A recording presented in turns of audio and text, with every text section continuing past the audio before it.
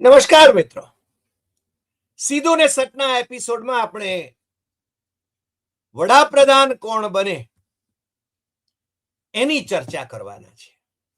તમને થશે કે વડાપ્રધાન તો નરેન્દ્ર મોદી છે જ, પણ નરેન્દ્ર મોદી ક્યાં સુધી વડાપ્રધાન રહેશે એક મોટો પ્રશ્ન છે. ભારતીય જનતા પાર્ટી સત્તામાં રહે તો પણ નરેન્દ્ર મોદી ઉપરાંત ઘણા બધા ઉમેદવારો ભારતીય જનતા પાર્ટીમાં વડાપ્રધાન પદના છે અને એમાં આપણા ગુજરાતના અમિત શાહ, ઉત્તર પ્રદેશના યોગી આદિત્યનાથ, નાગપુરના બે નેતાઓ નીતિન ગડકરી અને દેવેન્દ્ર ફડણવીસ એ તો ચર્ચામાં રહ્યા જ છે. રાજનાથસિંહ પણ અપેક્ષા તો કરે કે હું વડાપ્રધાન થાઉં, પણ વડાપ્રધાન પદ માટે ભેંસ ભાગોળે ને છાસ છાગોળે જેવી પરિસ્થિતિ ઇન્ડિયા બ્લોક માટે છે. સત્તાથી દૂર છે હજુ ઇન્ડિયા બ્લોક. નરેન્દ્ર મોદી અને ભારતીય જનતા પાર્ટી ઇન્ડિયા બ્લોકને વેરવિખેર કરી નાખવા માંગે છે. ત્યારે કદાચ એમણે છુટ્ટા મૂકેલા એમના મોલ, એમના એજન્ટો એ કામે વળ્યા હોય એવું લાગ્યા વિના રહેતું નથી. નેતા તો કોંગ્રેસના છે. મણિશંકર અય્યર અને શશી થરૂર, પણ કામ મોદીનું કરે છે. મણિશંકર અય્યર હમણાં રાહુલ ગાંધી ભણી તીર તાકી રહ્યા છે, કારણ કે સત્તાનો ભોગવટો કર્યો, અધિકારી તરીકે સત્તા ભોગવી, પછી રાજનેતા તરીકે સત્તા ભોગવી, કોંગ્રેસના નેતા તરીકે સત્તા ભોગવી. શશી થરૂરનું પણ એવું, યુનાઇટેડ નેશન્સમાં એ ટોચના અધિકારી રહ્યા અને પછી એ કોંગ્રેસના 4 વખત લોકસભાના સભ્ય રહ્યા. પણ મોદી ચાલીસા કરવામાં એમણે કોઈ મણા રાખી નથી. ક્યારે શું કરે કંઈ કહેવાય નહીં. હમણાં મણિશંકર અય્યરે એક નામ વહેતું મૂક્યું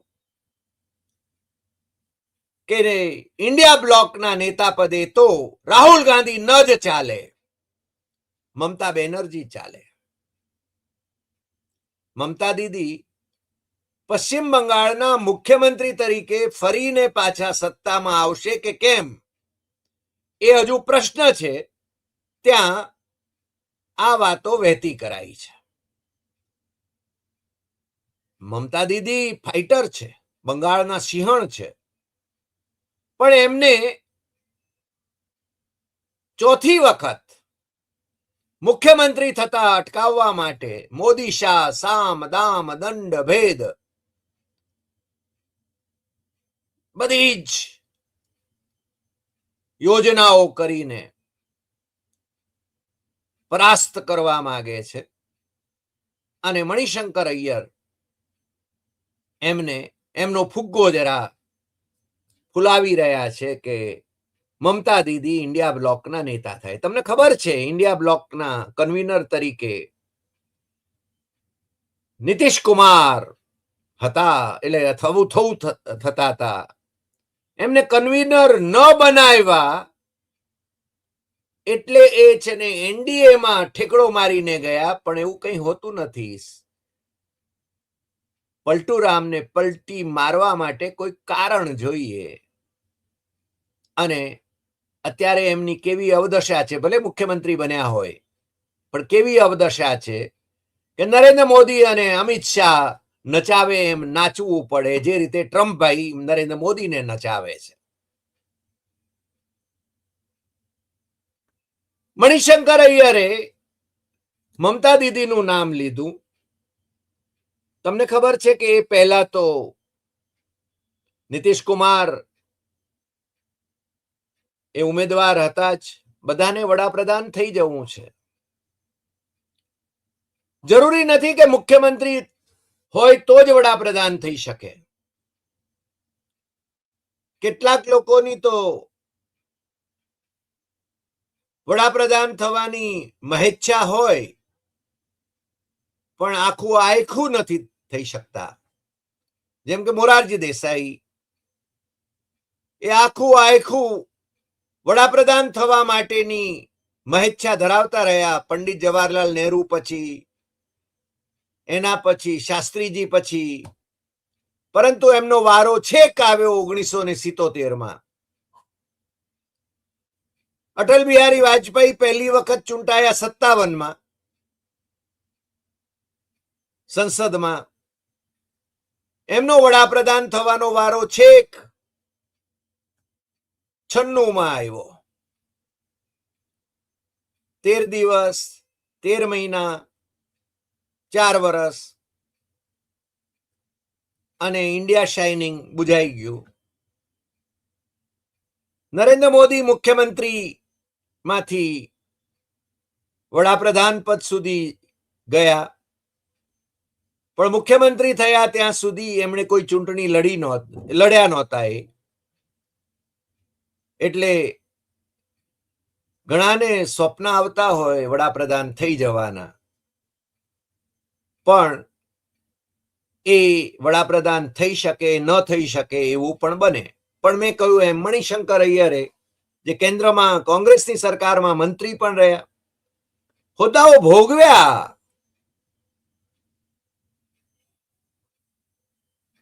અને હવે એમનો ભાવ પૂછાતો નથી કોંગ્રેસમાં, અને કોંગ્રેસને વફાદાર પણ નથી, અને કોંગ્રેસ એમને કાઢી મૂકવાની તૈયારીમાં નથી. કોંગ્રેસની આ મર્યાદા સમજાતી નથી.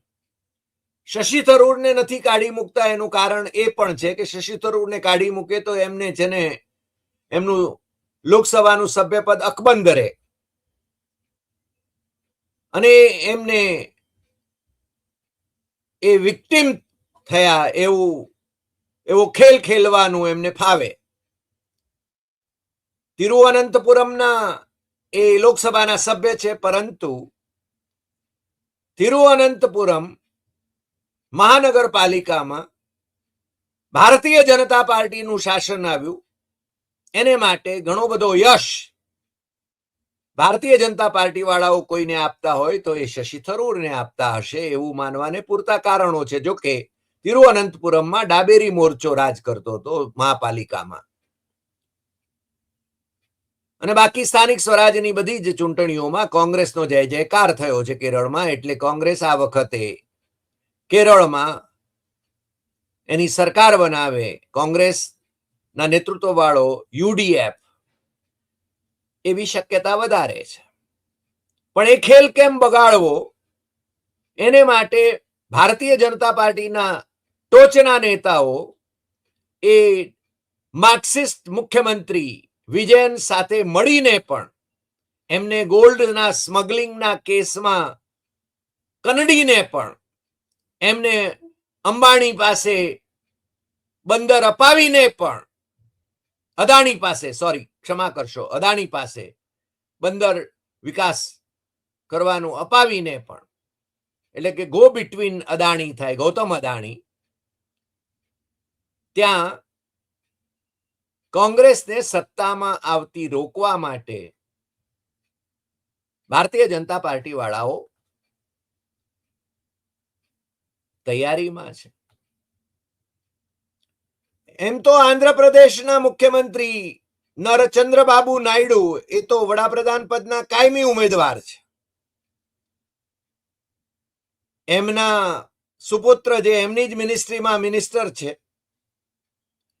એ એમને મુખ્યમંત્રી બનાવીને પોતે વડાપ્રધાન થવા માંગે છે. મોદી પરિવારવાદની વાત કરે, પણ ભારતીય જનતા પાર્ટી તો પરિવારવાદથી ફાટફાટ થઈ રહી છે. એમને માટે તો પરિવારવાદ એટલે નહેરુ ગાંધી ફેમિલીનો પરિવારવાદ, એથી વિશેષ નહીં. ચંદ્રબાબુ મુખ્યમંત્રી છે અને વડાપ્રધાન બને તો દક્ષિણનું પ્રતિનિધિત્વ ફરીને એકવાર, કારણ કે નરસિંહ રાવ તો તેલંગણમાંથી, એટલે એ વખતે અવિભાજ્ય આંધ્ર હતું, એ વડાપ્રધાન થયા હતા, પણ ચંદ્રબાબુની મહેચ્છા ખરી વડાપ્રધાન થવાની. ઇન્ડિયા બ્લોકમાં ચંદ્રબાબુ નાયડુ નથી, એ એનડીએ સાથે છે, પણ ચંદ્રબાબુ નાયડુ ગમે ત્યારે પલટી મારી શકે એમ છે. એ પણ પલટુરામ છે, નીતિશ કુમારની જેમ જ. અને વધુ એક ઉમેદવારનું નામ પણ આજે પ્રગટ થયું છે, અને એ છે ઉદયનિધિ સ્ટાલિન, જે તમિલનાડુના નાયબ મુખ્યમંત્રી છે. પોતાના પિતાશ્રી એમ કે સ્ટાલિન, એમની સરકારમાં એ પોતે નાયબ મુખ્યમંત્રી છે.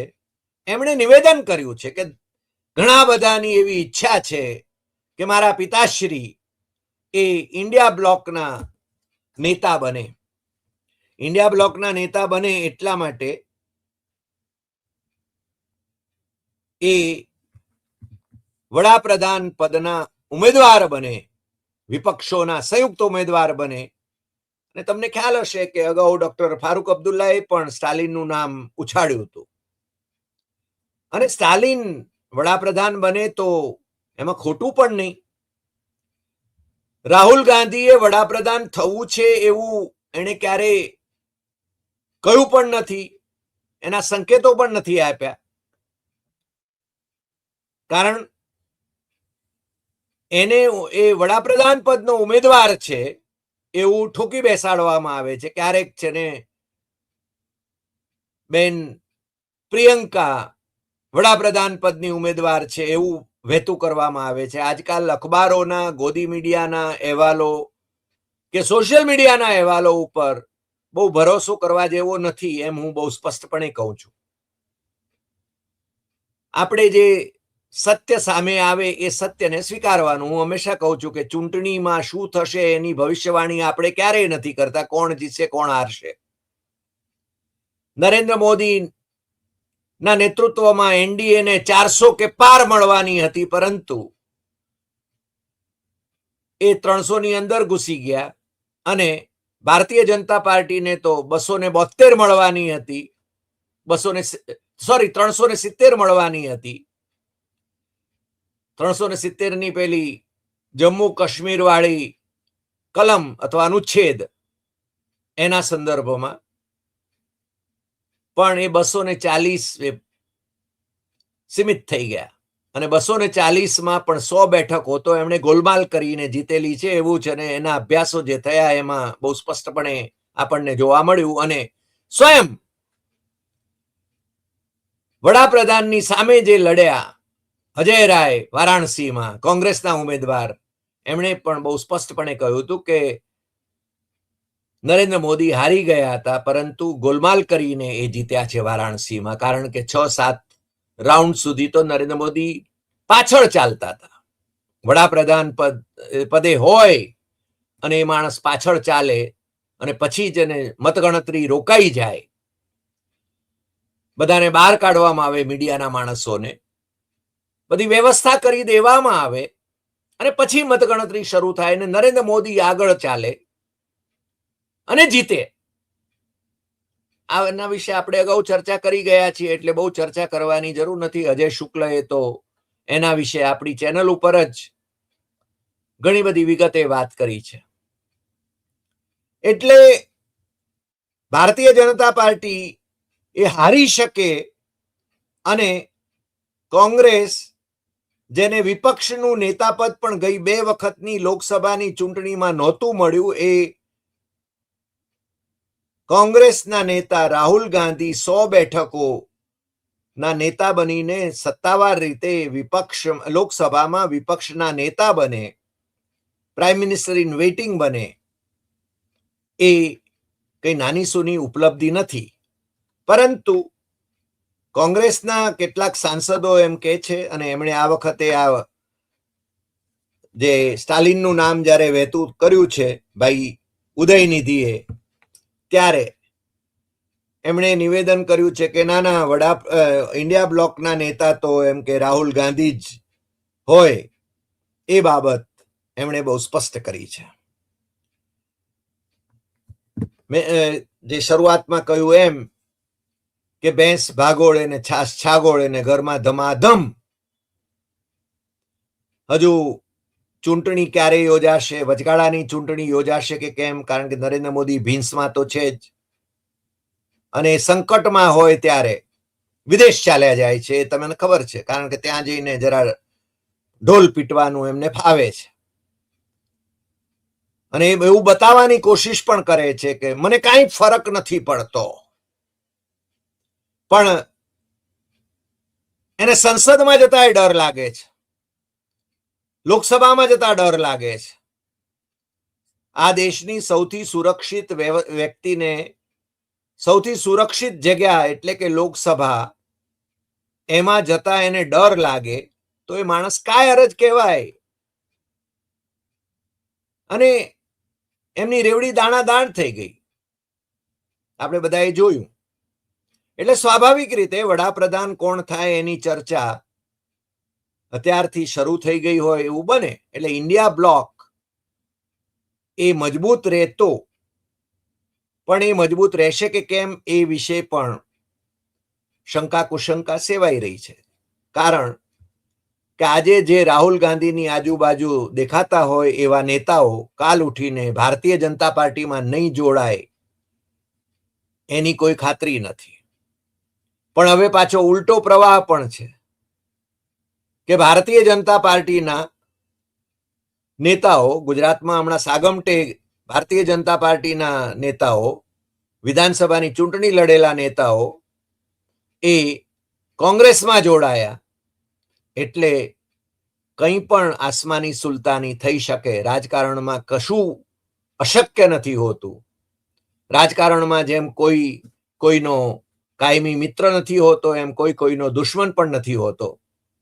એટલે ઇન્ડિયા બ્લોક એની અંદર નેતૃત્વ કોનું, એના વિશે અત્યારે જે ચર્ચાઓ ચાલી રહી છે એ ચર્ચાઓ ચૂંટણી, ધારો કે વચગાળાની ચૂંટણી જાહેર થાય અથવા તો 29માં ચૂંટણી યોજાય ત્યારે એના વિશે વધુ ચર્ચા થઈ શકે, અથવા તો એના પરિણામો જે આવે પછી નેતા નક્કી થાય. કારણ કે નરેન્દ્ર મોદીને આ વખતે તો ડર હતો, એટલે નરેન્દ્ર મોદીએ એ નવા આયામો સેટ કરે છે. કારણ કે ભારતીય જનતા પાર્ટીના સંસદ સભ્યોની બેઠક બોલાવીને એના નેતા પદે પહેલા ચૂંટાવવું જોઈએ, અને પછી એનડીએના સાંસદોની બેઠક બોલાવીને એના નેતા પદે ચૂંટાય, ત્યારે વડાપ્રધાન તરીકે એમણે આવવું જોઈએ. આ આદર્શ વ્યવસ્થા પણ નરેન્દ્ર મોદી આ બધાના ઉલાડિયા એટલા માટે કર્યા કારણ કે એમને એ તબક્કે ડર હતો કે ભારતીય જનતા પાર્ટીમાંથી જ કોઈક એમનો વિરોધ કરશે, અને વિરોધી સૂર ઉઠવાની શક્યતા આજે પણ છે. પણ પહેલ કોણ કરે, અને વધેરાઈ જવાનો ડર એમને લાગે છે.